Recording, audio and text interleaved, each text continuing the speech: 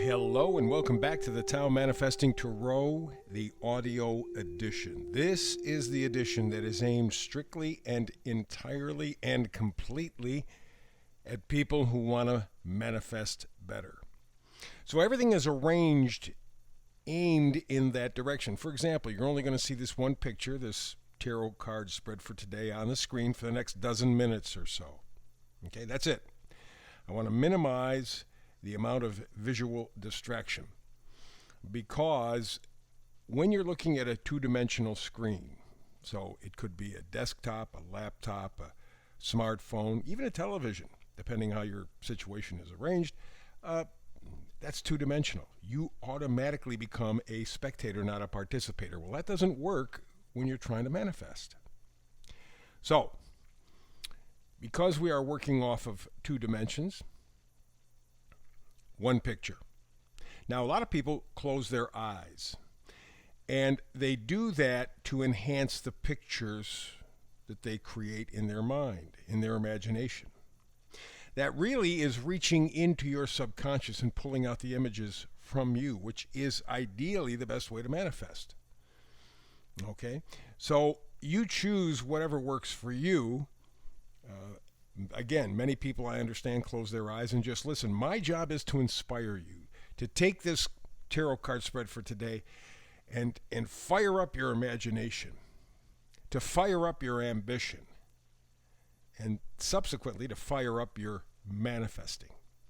So you see two rows here. In the middle, the bottom row, in the middle, the upper row, those are the beginning and end of the reading. Those are very influential. Not the most important, but they're very influential. And so we begin on the bottom, in the middle, with the oracle card Yin. Yin is feminine. It's softer, gentler. It's more emotional. It is not as obviously active.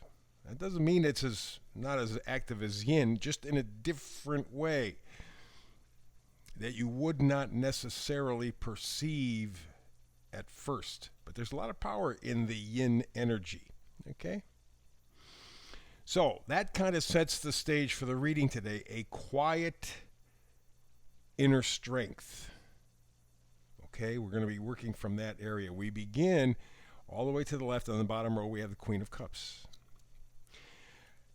Very often in tarot, cups are considered love. And yeah, that's true.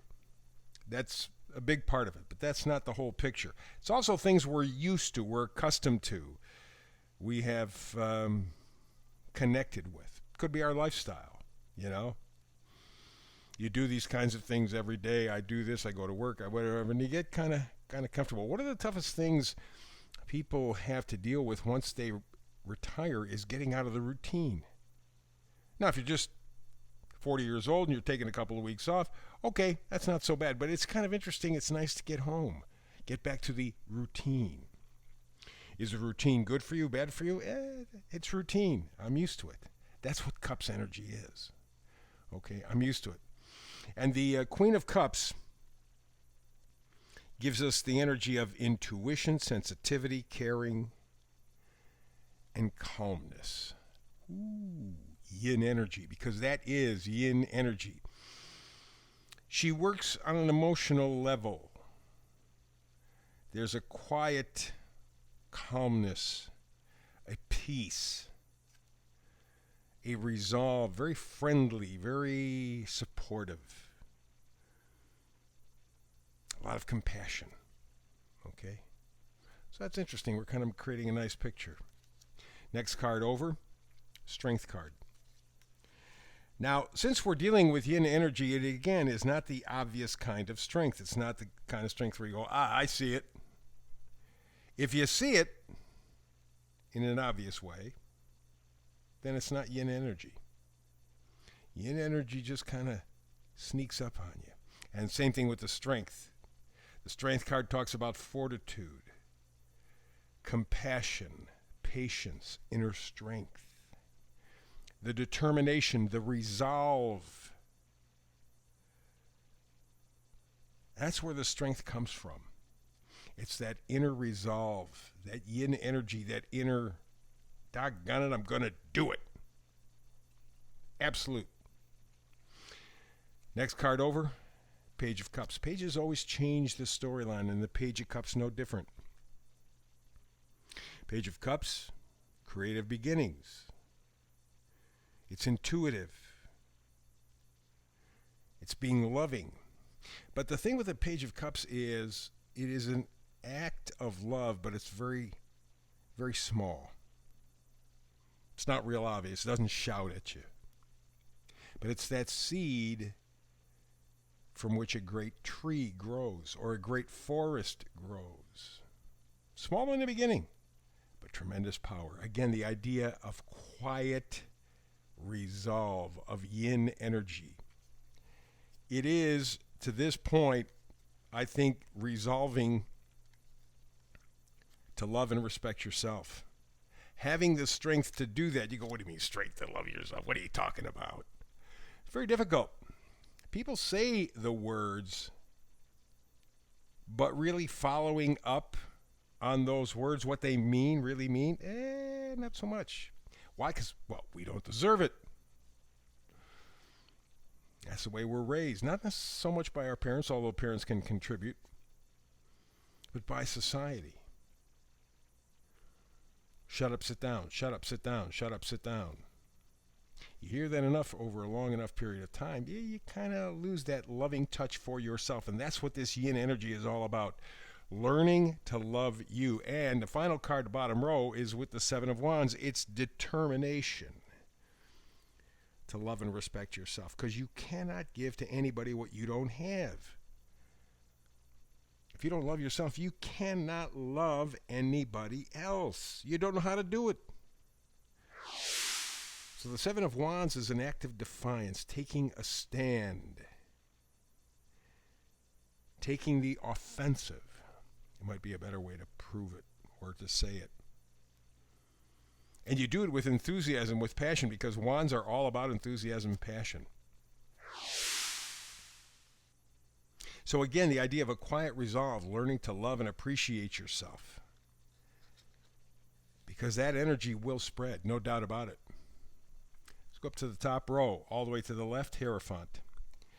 Hierophant in older times in the past, Hierophant was called the Pope of the Tarot deck because the church was what science and technology are today. Science and technology are religion. Please, if you take a look at the way it's blown around and kicked around and manipulated, science and technology have become our religion. And just as phony as much of organized religion was in years past, so is this religion thing with science and technology. We are being led down a primrose path. Our individuality, our spirituality are being taken from us. And because we're so connected to our toys, because that's what technology is. Please. Well, I use it at work. Yeah, big deal. You like the games, you like the social stuff. It's a toy. Stop. That toy is leading you into a real serious problem, an issue, which we're dealing with right now. And the way to deal with it is with that quiet yin energy, that quiet resolve to love yourself, respect yourself, value yourself. You, in essence, have to become your own Hierophant. You have to become your own Pope. You have to become your own belief system. Part of being the Hierophant energy is also seeking education.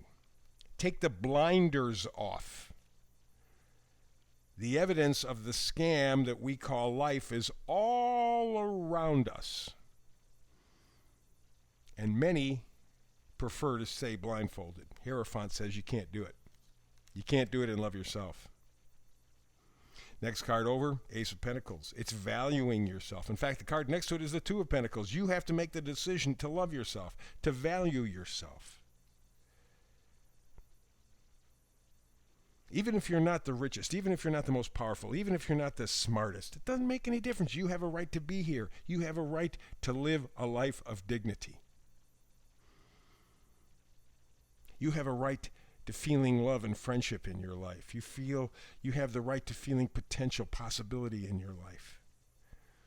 And so you put these two cards together, Ace of Pentacles, Two of Pentacles, in a manifestation reading. That's what it's saying. Again, love yourself. It's that, again, quiet resolve. It's the choosing inside. I'm going to love myself. I'm worth it. And if you're thinking narcissism, remember narcissism has nothing to do with what we're talking about. Narcissism is self-hate. Oh, the narcissist will tell you they love themselves and they think they're wonderful and da-da-da-da-da-da, but they have to put you down. They have to control you. They have to manipulate you to feel that. That's not love. You're talking about real love. Capacity to love yourself so you can love others, respect others. And in so doing, you pick up on the star energy. Hope, guidance, inspiration, healing. That's what you have to do. And again, hope, inspiration. They're quiet. They're not loud. They're quiet. It's just an inner knowing. It's an inner resolve. It's a quiet resolve. I, inside me, say this. Don't have to say it to anybody else. They will pick up on the vibe. They will pick up on the energy. And the final card is the Knight of Swords. Swords are thoughts, ideas. Knight of Swords is incisive, intelligent, acting with certainty, believing, yes, I am worth it. I love myself, I respect myself, I honor myself, so I can do the same, take those energies and give them to others. The more I honestly love myself, the more I can honestly love other people in the world. And that'll spread quietly. So we're talking yin energy, quiet energy that's very, very powerful. It's a quiet inner resolve. That's what you're working on. Don't have to yell it from the rooftop. Feel it in your spirit. That's the reading for today. We'll be back tomorrow with another Tao Manifested Tarot reading for you. Hope you're here with me. If not, between now and the next time we do get together and do tarot, peace and blessings. And again, today, use that quiet resolve. Do something that inspires you.